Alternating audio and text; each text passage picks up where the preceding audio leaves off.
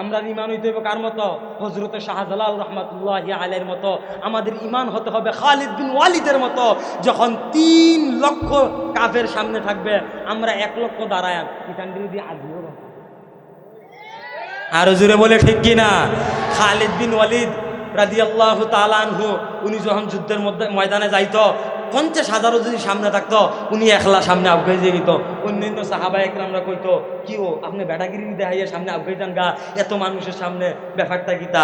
খালিদ বিন ওয়ালিদ কত দামি একটা কথা বলছে, খেয়াল করেন। খালিদ বিন ওয়ালিদ রাদিয়াল্লাহু তাআলা আনহু তিনি বলতেছেন যে 1 লক্ষ কেন 1 কোটি বেঈমানও যদি আসে, সবগুলা মুর্দা, আর আমি ঈমান আনছি এক আল্লাহর প্রতি, আমি ঈমান আনছি রসুলের প্রতি, ঈমান আনার কারণে আমি জিন্দা। আরে কোটি মুর্দার সামনে একজন জিন্দা ব্যক্তিই যথেষ্ট। কোটি মুর্দার সামনে একজন জিন্দা ব্যক্তি কি? এখন যদি 1 লাখ মরা মানুষ সামনে তাহে, আমার যদি 1 লাখের বিরুদ্ধে যুদ্ধ করতাম, আসলে কি আমি হারাম?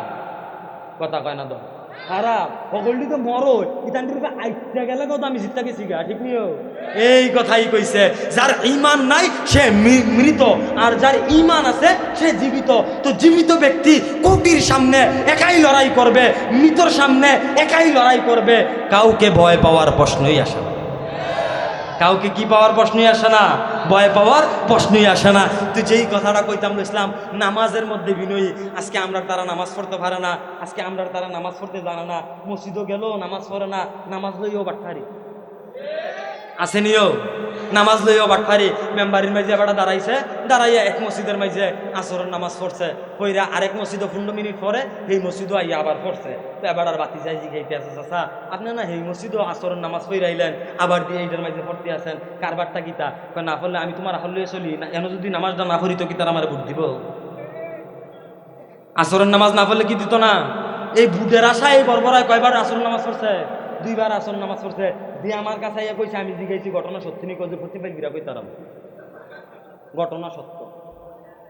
নাউজুবিল্লাহ কানা তো আরো জোরে কানা তো নাউজুবিল্লাহ।